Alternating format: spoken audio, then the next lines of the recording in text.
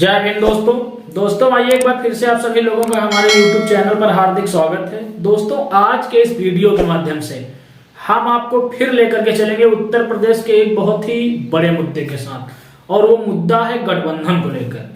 दोस्तों जैसा कि आप सभी लोग जानते हैं कि अभी 19 दिसंबर को इंडिया अलायंस की बैठक हुई, उनमें विभिन्न बिंदुओं पर चर्चा हुई, लेकिन सोशल मीडिया पर जो विषय चर्चा का विषय बना वो था अखिलेश यादव का स्टेटमेंट, जो उन्होंने मायावती को लेकर बोला था।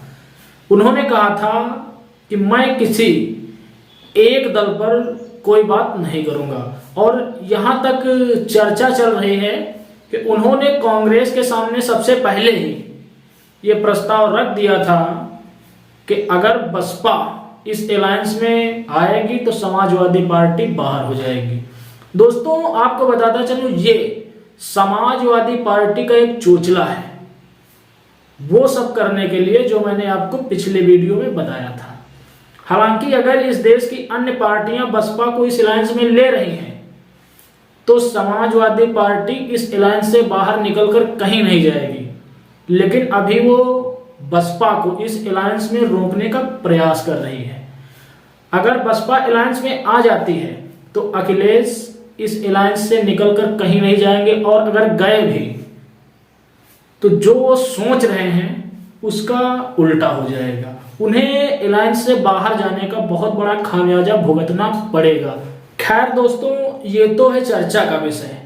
अभी ये कयास लगाए जा रहे हैं कि आज नहीं तो कल आने वाले समय में बीएसपी इस अलायंस में शामिल हो सकती है। कि अखिलेश यादव के बयान के ऊपर बीएसपी सुप्रीमो मायावती जी की जो प्रतिक्रिया आई है उससे साफ स्पष्ट है। उन्होंने कहा है कि अगर जरूरत पड़ी तो देश हित, राष्ट्र हित और संविधान हित में हमें किसी का भी सहारा लेना पड़ सकता है, या हमें एक दूसरे की मदद की जरूरत पड़ सकती है। आप उनका ये स्टेटमेंट सुन लीजिए। विपक्ष के गठबंधन में बीएसपी सहित अन्य जो भी विपक्षी पार्टियां शामिल नहीं हैं, तो उनके बारे में किसी को भी बेफजूल कोई भी टीका टिप्पणी करना उचित नहीं है, तथा इससे इनको बचना चाहिए। मेरी इनको यही सलाह भी है, क्योंकि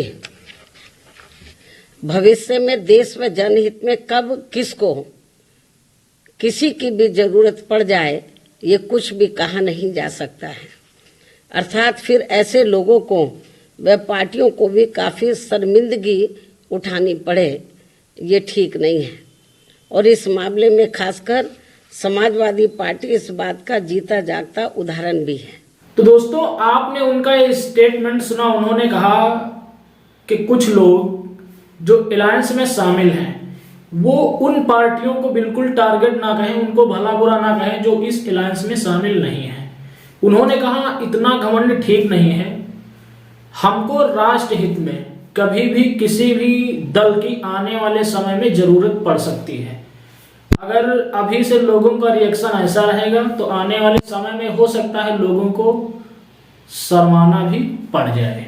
दोस्तों अब इसी विषय पर मीडिया से मुखातिब हुए चंद्रशेखर आजाद, जो हमेशा से बीएसपी सुप्रीमो के ऊपर अपने कठोर शब्दों से कठोर प्रहार किया करते हैं, उन्होंने भी बीएसपी को समर्थन किया और उसके पक्ष में आए। आप सुन लीजिए जब वो मीडिया से मुखातिब हुए तब उनके बयान।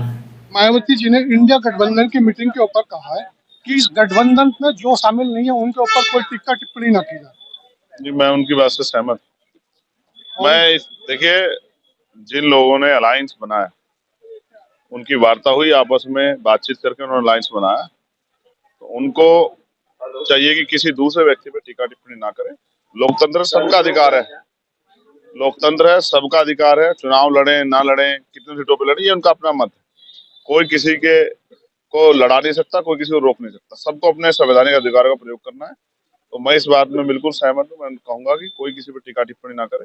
दोस्तों आपने सुना कि इस वीडियो में जब पत्रकार महोदय ने चंद्रशेखर आजाद जी से ये पूछा कि बीएसपी सुप्रीमो मायावती जी ने सपा को जो जवाब दिया है वो कितना सही है, तो उन्होंने सीधे से कहा कि हम उनके बयान के पक्ष में हैं।